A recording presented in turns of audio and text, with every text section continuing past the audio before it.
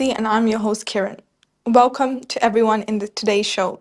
So, today I have a special show for you, the PBC special. In this show, we will be talking about the current situation in the UK. If we have a look for the past week, since the 29th of July, there has been quite many riots going on in the UK. If we talk about on the 29th of July, there was three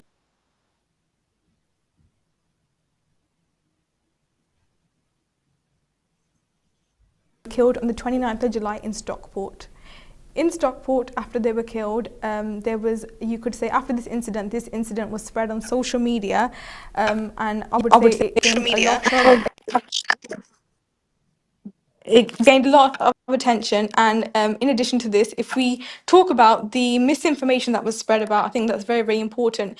Due to misinformation being spread on social media, that the individual that had killed them, if we talk about what the police have revealed up until now, that the individual was a 17-year-old boy. However, on social media, it was spread that the individual that had killed him was from a Muslim background. However, if we talk about this information that was spread on social media, this has not been clarified by the police, or we could say any political person. So this means that the information that was spread on social media that the individual was from a Muslim background is incorrect until we are provided with that information. Following this information that was spread on social media, there were riots that happened in the UK, and we can say people were I would say rioting that the individuals from a Muslim background, that these people need to go back to their country, and all sorts was, you could say, happening on the streets of the UK. So in this show, we will talk about the current situation with the riots, and we will provide an analysis with this. So in this show, I have Rustam from UK Fact Check Politics. First of all, I would like to thank him, and let's welcome him to talk about today's topic. Hello, Rustam. Hello, Kieran. Thank you for having me on. So my name is Rustam Wahab. I run UK Fact Check Politics. It's an Instagram page that talks about the UK media landscape, latest news, the riots, politics mainly, and just a bit about myself. So I am studying at the moment at the University of Southampton. I'm 22 years old, and I come from a Muslim background, and my parents were actually refugees that fled the war from Afghanistan back in 2001. So yeah. Definitely. Thank you, Rustam. Welcome in the show. And first of all, thank you to you for taking time out of your precious time and joining us in today's show. So, Rustam, you told us a little bit about yourself. And obviously, as you're aware, and many of our viewers may be aware, you run a page called UK Fact Check Politics. I would like to ask you, where did your journey start with this social media page first? So my journey started back in 2019 when I was 17 years old. This was right before the Christmas general election in the UK. I was going to turn 18 the next month, so I wasn't allowed to vote.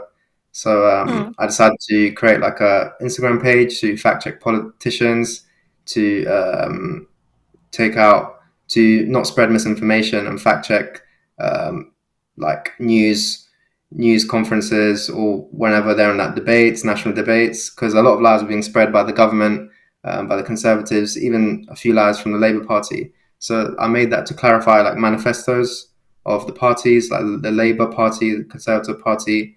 That's how it started initially, and then after I went to university in 2020, it gained a lot of traction because I was posting a lot about UK politics, about COVID, about the corruption that was going on in the government with the COVID contracts, VIP lanes.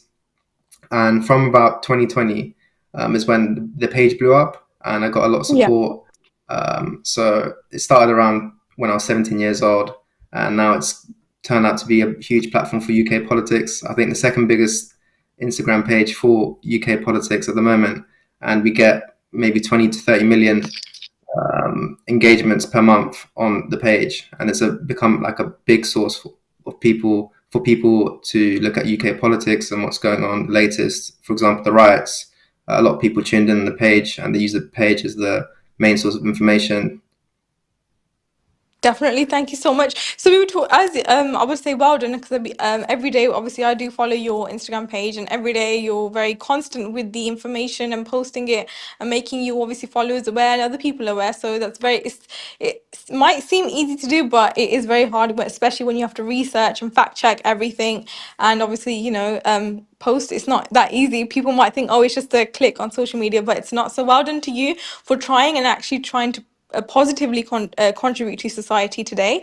So if we talk about the current situation in the UK, so you're aware, and obviously our viewers are aware, as you've just mentioned, you run a news page, news social media page called UK Fact Check Politics. You are very up to date with the current situation with the riots. So I want to know from you today, what is the latest on the UK riots? So the latest at the moment, there isn't any planned riots or demonstrations at the moment. So it's quite peaceful at the moment. But in the past week, it was quite violent. We saw far right race riots across the country in Middlesbrough, Sunderland, Southport, Liverpool, even in Belfast. Yeah. But at the moment, it's quite peaceful. Not any there's not any planned riots that we are aware of. We'll see how the situation develops over the weekend.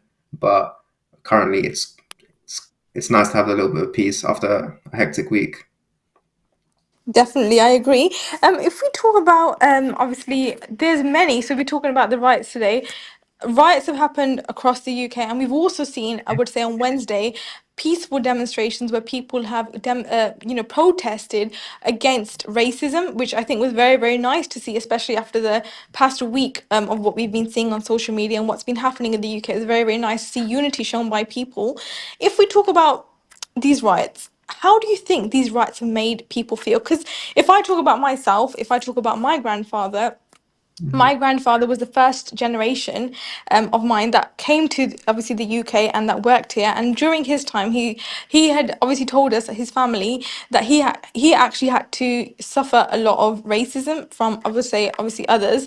And as because he was a Sikh, Sikhs at that time, during when they came, I'd say in the early 80s, there was a point where Sikhs, because Sikhs wear turbans, especially Sikh men, they were forced to take their turbans off because of racism that they had to endure at that time. And that even meant that just because they wore a turban, they weren't offered jobs. If they were going in the roads, they were spat at. There's a lot that they actually had to face. So when I talk, the reason why I'm talking about this is because the past few days has actually made, I would say, myself reflect on what our family had to go through to get to bring our generation to ensure that we're here today. So I'd like to ask you, how do you personally feel affected by it? Because I personally do feel affected by it as I'm from another community, but I want to know from you, how do you feel? Is there anyone in your family member, or if any of your family members or anyone you've spoken to that have felt the pressure or felt anything regarding this? Yeah, so first of all, I just want to say I'm sorry to hear that. And the scenes that we're seeing, or your grandparents' face and your parents' face, is very, very similar to what we're seeing in the UK in the past week. Yeah, So definitely. I myself, luckily, I haven't been subject to any abuse or in the real world, but in the virtual world, in social media, I've been subject to quite a lot of racism and Islamophobia. I've been getting quite nasty comments in my comment section or just direct DMs. So it's quite scary. It's quite sad, and it makes you angry because we're not people that do anything wrong in the country. We're just normal people, regardless of the color of our skin. We contribute positively to society. Not that it's like that has to be a big factor of why we shouldn't face racism. We're just human beings all at the end of the day. But the scenes that we saw in the UK, it's very, very similar to what we saw in the 80s, 90s, something that you probably see in textbooks or like old videos on YouTube. Yeah. For example, I could say there was one or two incidents in Romford, on Romford Road where I live, where a Muslim woman's hijab was pulled off by a white man. So incidents like that, it's quite scary. And even myself, just walking around town, it's made me feel a lot more subconscious and like vigilant, just aware of my surroundings. And it's not a nice feeling. We shouldn't have to do that. And the scenes that we've seen have contributed a lot to, I think, a lot of people, a lot of Asian and Black men's, people of color's men's mental health. I think even myself, just because staring at a screen and looking at all those Mm, messages, and also looking at the videos and the images coming out of the UK, some of the racial slurs you see, the hotels that were attacked, that far right racists were trying to set on fire, rocks thrown at hotels that were housing asylum seekers, children. It's very, very frightening images, and we shouldn't be seeing it in 2024, definitely, and we shouldn't be seeing it all in the UK. definitely, I agree. If we talk about Rustam, the cause of these riots, so we've spoken briefly on the cause, but I think it's very, very important that, like I mentioned before, misinformation on social media is a very big reason as to what's led up to these riots. And I'd say it was it's the main cause I would class it as. If we talk about online figures, so figures that we could say people consider to be very, very big and that are quite popular on social media, what would you what do you think of their contribution to this? Do you think they had an active role in this? Or I would also say the online figures that were involved in, I would say, spreading misinformation, what would you want to say about this? And how do you think misinformation should be prevented from being spread on social media? So yeah, there was quite a lot of prominent figures on the right that spread a lot of misinformation. I mean, I could name a few from the top of my head: Nigel Farage, Tommy Robinson, Andrew Tate, Douglas Murray. I mean, we saw Nigel Farage say that he was misled by Andrew Tate into spreading information that the stabber, like the person that killed the three innocent children in Southport, was Yeah, a Muslim man, an asylum seeker that was known to MI6, when that was completely false. It was actually well, the skin color doesn't matter who it was, but it was a person that was born in the UK in Wales. So technically, it was a British person. It was a product of British. The person was a product of British society. So these people clearly incite hate, and turned race into a big factor and caused, well, or I would say encouraged most of the riots that we saw over the past week. I mean, and it didn't only just start by spreading that misinformation. It's started decades ago with figures like Nigel Farage and Tommy Robinson blowing their dog whistle of hate, using right wing rhetoric to call any people that come into this country, asylum seekers, illegal immigrants, when illegal isn't even a thing. It's just rhetoric, disgusting language used to dehumanize these people fleeing war and persecution. And yeah, We saw Nigel Farage, um, I think, at the start of his election campaign, say that Muslims in this country don't share British values, um, yeah, which is putting Muslims in the country, or anyone who looks like Muslims, in danger and threat, because it means that he's calling us second class citizens. We're not British. Is essentially what he's saying. So we should be treated differently. And a lot of people on the right can perceive this like that. And figures like Tom Robinson also spreading. They've got massive followings, spreading hate, inciting hate, spreading misinformation, and whilst they're sitting in their villas in Cyprus, in Greece, wherever they are, spreading misinformation and hate, and encouraging people to go on these riots, uh, they encourage people to go on the riots, and then obviously the people attack people of color, burnt down businesses, burnt down cars, attacked houses belonging to people of color, and just cause awful distressing scenes across the country. And it doesn't just start with reposting or retweeting or talking about one incident. It started yeah, years and years ago with Tommy Robinson's anti-Islam hate, his Islamophobia. Same as Nigel Farage. I mean, 3 or 4 years ago, I think he went looking for hotels housing asylum seekers, and yeah, he posted on Twitter. It was a whole documentary or like video, very, very long video, whatever you want to call it. And he was clearly telling his followers that he's going to these hotels to look for people that have come into the country illegally, via dinghies and stuff. And when he was going on there, he was saying some of these people might be part of terrorist organizations such as ISIS. And immediately, when you say stuff like that, when people follow you, especially those on the right who are misinformed, don't know really much about immigrants or refugees, they it immediately puts a picture of someone that's come to the country looking to terrorize people, cause destruction, and obviously when he does that, for years and years on end, it portrays an image of people fleeing war, um, that are just bad people and that don't belong in this country. Definitely, I agree with you. Here, if we talk about the next point that I'd like to talk to you about is that obviously with the UK riots, the government obviously changed the sentencing for many. If we look at now, I think there's been many people that have been arrested and sentenced. And I would like to obviously in this situation, because on social media there's this question that's being spread, and obviously it's good if we discuss this as well. The question that's being spread on social media is that why have the Just Stop Oil activists, why have they received a longer sentencing than the people that have been arrested in relation to this riot? So the people that have been sentenced in relation to these riots, why have they received less sentencing than the Just Stop Oil activists? So how do you interpret this? Because this is, I think, a very heavy question, because if we compare both circumstances, which one outweighs the other, it's very clear. But how do you interpret this?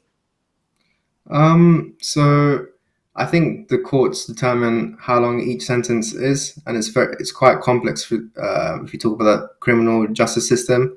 But I think the sentences that the Just Stop All protesters got, compared to what the far right racist rioters got, is awful. I think planning a demonstration, a protest, over a Zoom call and getting 5 years in prison for it is completely wrong. It sets a dangerous precedent for any other people, persons planning to protest um, climate change, anything in general. And you saw the images that we saw over the week of far right race rioters causing destruction, terrorizing people, communities. And I think the heaviest sentence one of them got was around 30 months. And compared to the Just Stop All protesters, 5 years, that's nothing. And what they did was they just planned a protest over a Zoom call, getting 5 years for that, and the other members that got 4 years respectively. It's outrageous, and I think it should be looked at definitely. And I think as I said, it sets a dangerous precedent for anyone else who decides they want to plan protests about an very important cause. I mean, climate change is one of the biggest issues in society at the moment. So yeah, and I think that there was one far right race rioter who got 20 months in prison, and he was urging people to go attack a Leeds hotel housing asylum seekers and had children in it. And someone who got 20 months for that, compared to 5 years in Just Stop Oil for a Just Stop Oil protest, it's completely outrageous, unfair, and I think the criminal justice system needs to be looked at definitely. Yes, I agree with you, because if we compare the Just Stop Oil activists who were having a Zoom meeting about a planned about a protest that they were planning, if we look at what they were planning compared to what has happened these past, this past week, that was a peaceful protest that they were planning, where obviously there wasn't any harm intended to anyone. Second of all, if we compare the current riots where harm is intended to people, I think it is a very, very big difference, and both circumstances are very, very different in their own. And if we compare the sentencing, I would say consequences, they're quite I would say confusing as well, because if they're just planning a demonstration via a Zoom video call, and they've received 5 years in comparison to what some of the far right rioters have received now, it is quite shocking, and it does raise questions as to why is it that both circumstances have not been treated in a similar way, I would say. But moving on from this, I would like to ask you, in the UK, how do you view Islamophobia and, I would say, other color racism currently in the UK? I think that Islamophobia and racism at the moment in the UK is rampant. We see it in all parts of society. We see it when we open our newspapers, we turn on the news, whether that's Daily Mail, the Telegraph, specific headlines about Muslims, people of color, refugees. And it starts with the mainstream media and politicians in general. and those Yeah. in the high offices. For example, if we look at Suella Braverman, she Yeah. described the pro-Palestinian marches as hate marches, but she was completely silent on the far-right race riots. I don't think she even condemned them and was radio silent, especially on Twitter. Whereas if there was a Palestinian march over the weekend, she would have condemned it completely and said that it was a hate march, and condemned any anti-Semitism if there was any on display. But she didn't Yeah. condemn anything. She didn't even mention the word Islamophobia or racism in any tweets that she posted over the past week. So there is a big part that politicians play in downplaying Islamophobia and racism within the country. For example, as well, she called refugees fleeing war coming into the country in dinghies as an invasion. When you use this Yeah. kind of rhetoric, it fans the flames of fascism, of racism within the country. And it's not just only Suella Braverman, it's also other politicians such as Rishi Sunak, who was just out of power last month when he has a slogan on his main slogan for his election was "Stop the boats," and when you have far right race rioters attacking a hotel with hotel with asylum seekers housing it, smashing the windows and trying to set alight, chanting "Stop the boats, stop the boats," it kind of makes you question how much of a big part that these politicians the prime minister had in stoking the fires, the fanning the flames of fascism, like I said. And it's not just only Suella Braverman, Rishi Sunak, is also Labour MPs. I think we saw a couple of Labour MPs Yeah. calling out hotels with asylum seekers in them, talking about in Parliament. And just a couple of days later, the hotel got attacked by far right race rioters. We had Keir Starmer talking about the Bangladeshi community in a negative manner, saying that any Bangladeshis that need to get deported, that commit crimes or whatever, they would go straight back to Bangladesh. It's a lot. A lot of these politicians, they try and pander to the far right, thinking that they would win votes, but in reality, what they're doing is they're causing hate, division, Islamophobia, racism, and it's not. They know what they're doing. They're quite smart people. They're in the highest parts of office and power.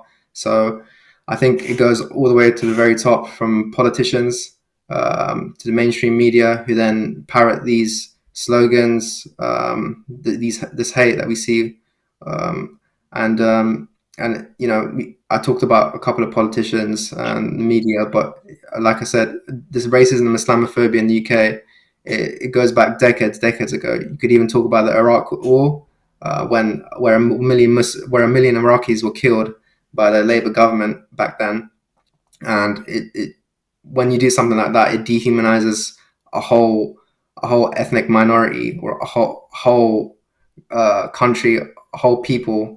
In this case, it was in the Middle East Muslim community, brown people, and it starts with that.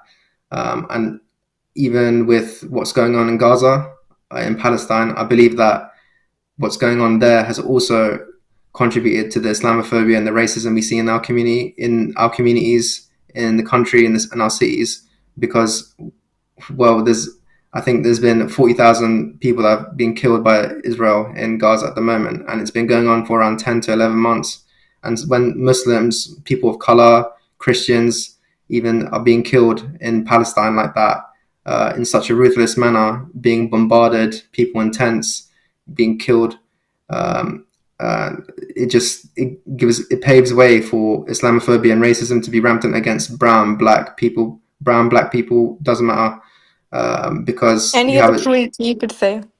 Any Yeah. others? Um, and yeah, so it commits to the dehumanization of ethnic minorities, especially when you have atrocities like what's going on in Gaza happening. Definitely.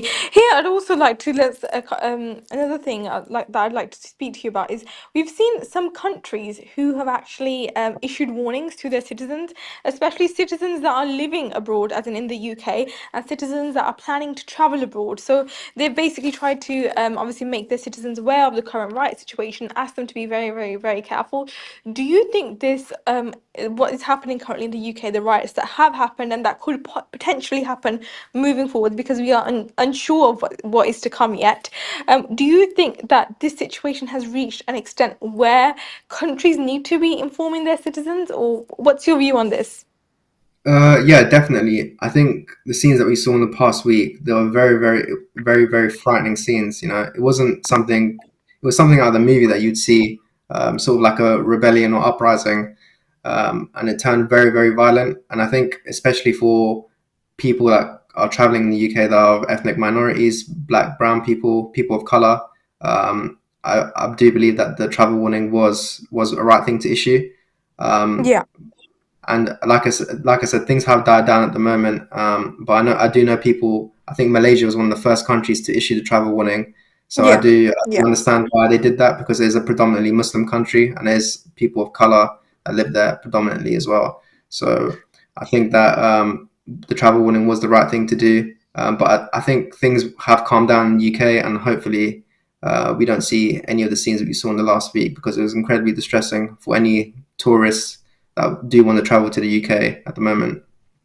yeah, definitely. Here, I'd also like to ask you, moving forwards, what do you think the practical steps could be to for the community, for people living in the UK, to kind of move on from these riots? I think for people in the UK to move on from the riots is going to be incredibly difficult. It's not an easy thing to do, because you're always going to be wondering if the people in the community that you live with, or the people that you work with, your colleagues, I don't know, your professors, your teachers, whatever workspace you're in, if they secretly have far right racist views against you.